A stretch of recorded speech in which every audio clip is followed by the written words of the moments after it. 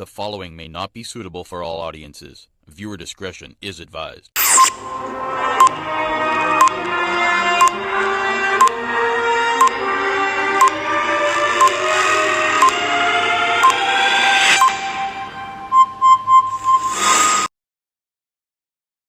Minister mourns crash death of WPC. The Minister of Rural Development and Local Government, Kasim Hossein, has extended condolences to the family and friends of WPC Anisha Sookdeo. On Tuesday, WPC Sookdeo, while on her way back to base, in the company of Corporal Keith Alexander and WPC Diana Sitaram, was involved in a crash between the police vehicle, which was eastward bound, and a maxi taxi along the priority bus route in the vicinity of Dabadi. All three officers were attached to the Arima Borough Corporation. Hossein said, "We will always value the work done by our municipal police officers. They are in a high-risk and high-stress profession, but they still selflessly serve. This is indeed a very sad day for us at the ministry. We have lost a member of our team, and I am told that she was recently married not more than a month ago. I also extend well wishes and hopes for a speedy recovery to Officers Alexander and Sitaram, and to everyone else who was injured in the accident. May God bless you all."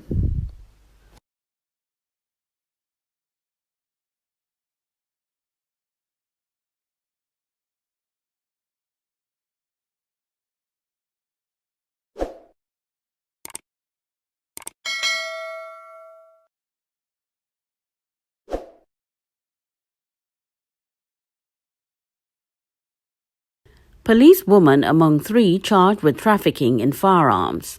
A policewoman was among three people charged with trafficking in firearms, a press release from the TTPS has stated. The trio appeared before Magistrate Brahmhana Dubey at the Arima Magistrates Court on Friday. The release said Curlan McKechnie, an acting inspector from the police band, was on $20,000 bail with a surety, while Cindy Gonzalez was granted $20,000 bail with a surety on a cash alternative of $5,000 bail. Both were ordered to return to court on April 23rd.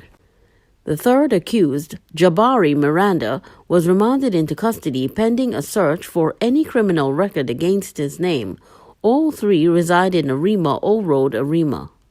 The police press release stated that a Bulgarian-made Makarov .380 pistol fitted with a magazine and 3 rounds of .380 ammunition, along with a silencer, were seized during an anti-crime exercise which took place in the Southern Division between the hours of 4 p.m. and 12 midnight on Tuesday, March 23rd.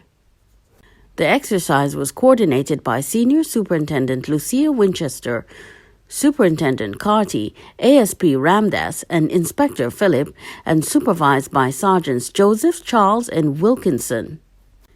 It included officers from the Criminal Investigations Department CID Operations Team, the Southern Division Operations Intelligence Unit, and the Southern Division Task Force SDTF. Police said that following the exercise and seizure of the firearm and ammunition, 2 women and a man were arrested and charged. 2 Tobago men charged with attempted murder in separate incidents.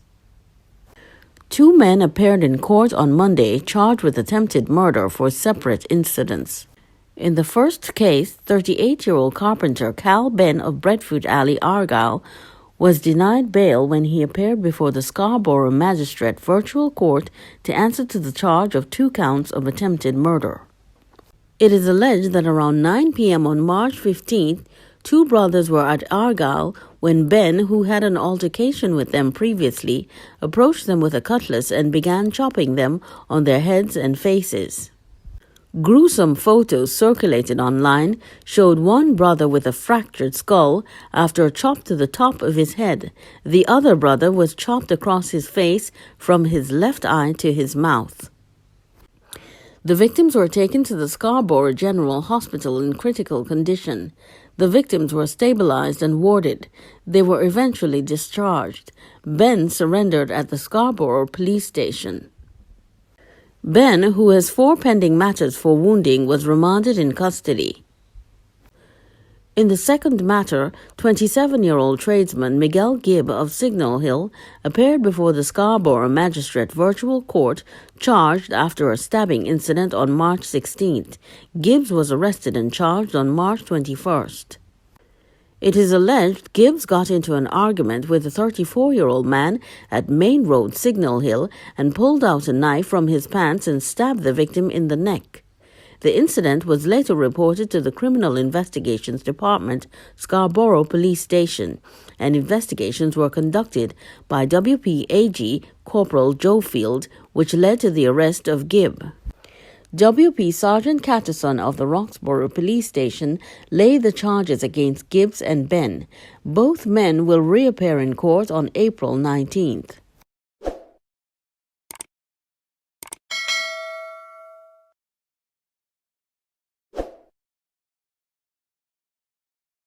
Wrong place, wrong time.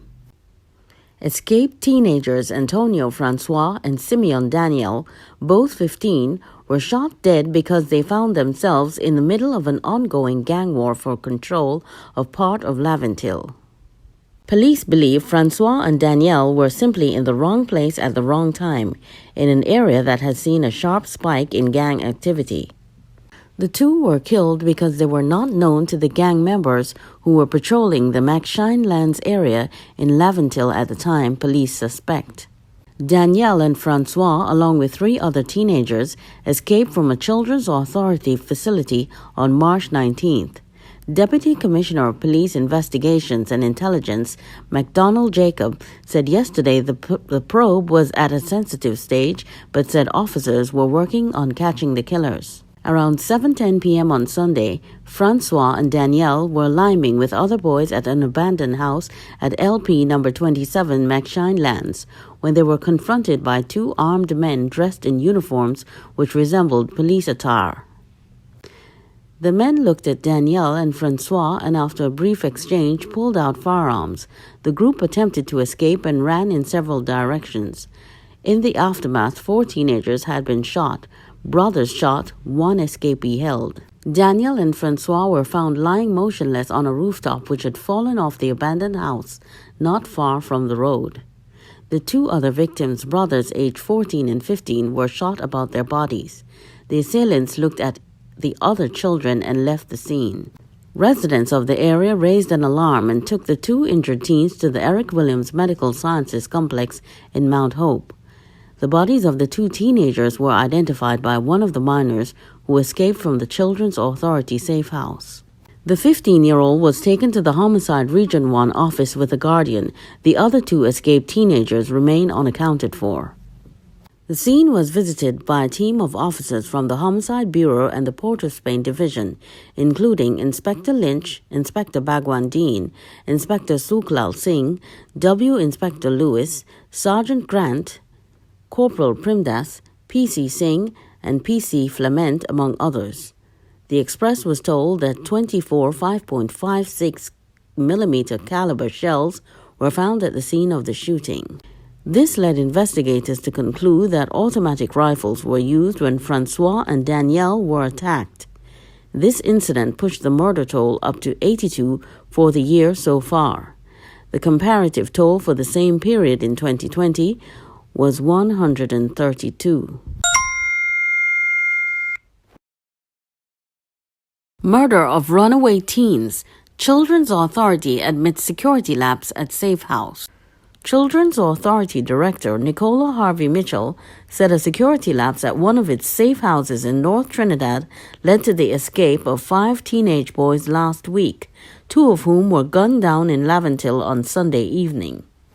The victims have been identified as Antonio Francis and Simeon Daniel, both 15. Speaking at a virtual press conference on Monday, Harvey Mitchell admitted that during the escape, the security officer on duty was dealing with a fight, which is now believed to have been a diversionary tactic to draw attention away from the 5 boys who escaped. Harvey Mitchell said, "We had a gap in our security and supervision at the time the incident occurred, but certainly I would not say the authority failed the boys. and while the authority will take some responsibility for the lack of supervision for the short moments we didn't have the proper supervision, as well as when we didn't have the security in place on Saturday, we want to also make known that this is a national problem.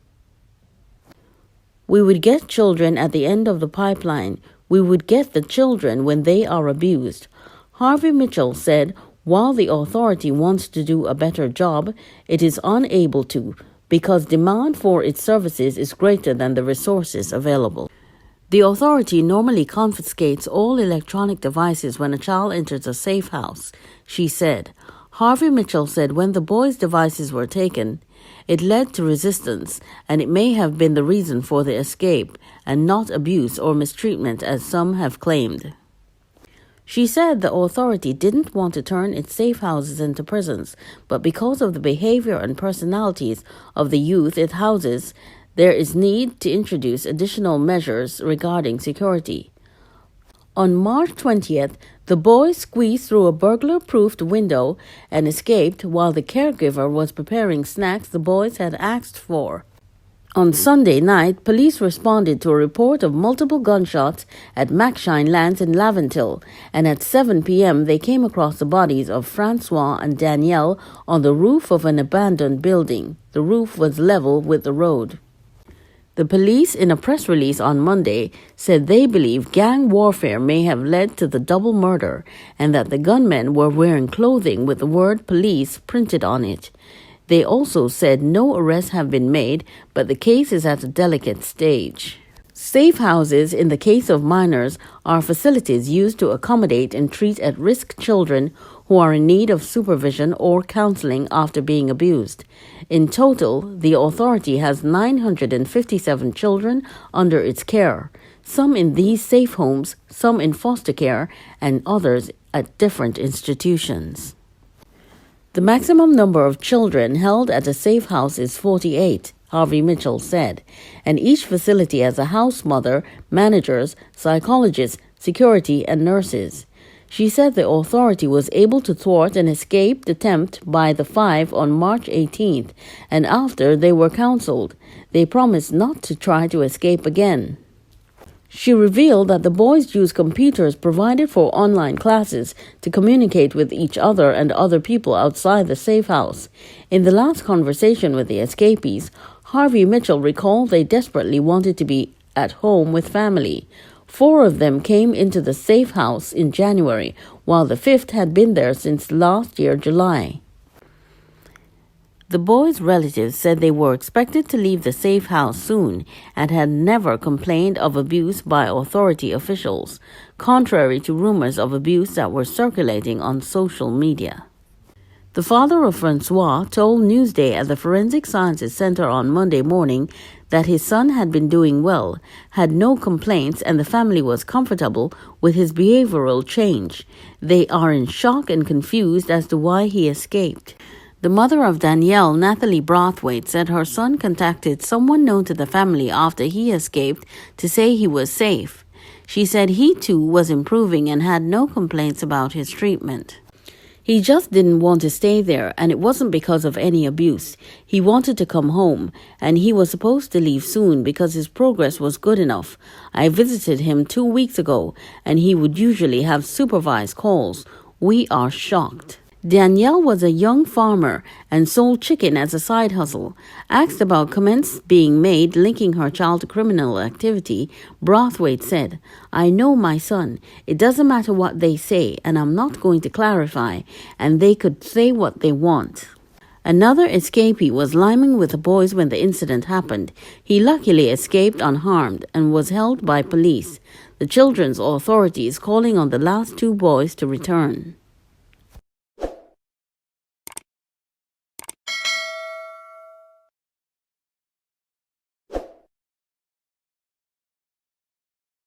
Cara pig charmer man charged with setting his house on fire. Central Division Police charged a 63-year-old man with arson and malicious damage after he allegedly set fire to the house where he lives. Andre Shallow of Cara pig charmer was expected to appear before Chiguana's magistrate on Monday. A police release said at about 11:15 on Friday, officers responded to a house fire report at Lions Drive, Orangefield Road in Karapikchama. They saw a wooden and galvanized house in flames.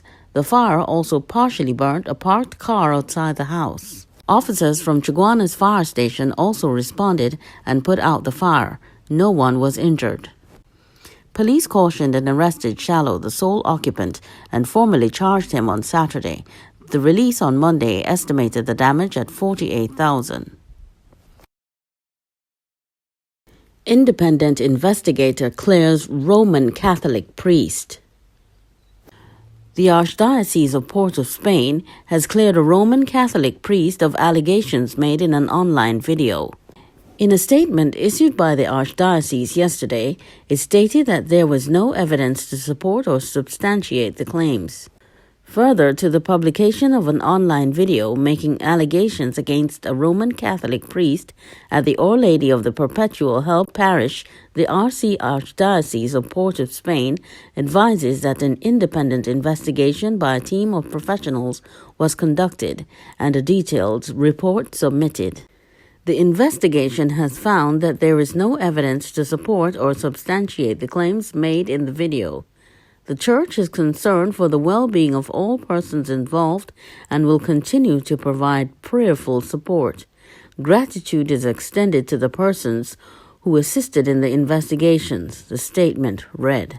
A female security guard recently dismissed from working at the church claimed the priest caused her to lose her job after she raised allegations against him. She claimed she had been keeping secrets concerning the priest's behavior, but since the loss of her job, she had decided to speak out. Concerning her dismissal by the security company, she said she had never been disrespectful to anyone while working at the firm for the past 16 years. A letter dated March 2nd on the security firm's letterhead was later posted to social media. It stated that the woman was dismissed for gross misconduct. It spoke of her behavior toward members of the company's management and staff and the company's client, the Pro-Cathedral of Our Lady of Perpetual Help. It said, despite the company's leniency in treating with her similar act of misconduct at the church in November 2019, you have reverted to the same type of unacceptable behavior, with this occasion resulting in the client's formal request for your removal by letter dated February 19, 2021. The firm stated, despite several pleas for her to cease and desist from such unprofessional comportment, she continued in what the document said can only be described as gross misconduct. It added she had breached the sections of the company's Code of Conduct and Disciplinary Handbook. Suffice it to say, there are not enough words that can properly convey our abject disappointment in your persistent, reprehensible, defamatory attacks on a religious body, which has brought both their esteemed institution and the company into disrepute.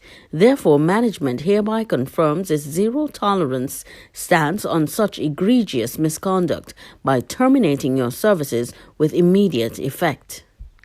The guard was told all outstanding payments to her would be remitted to her financial institution following the return of the company's property.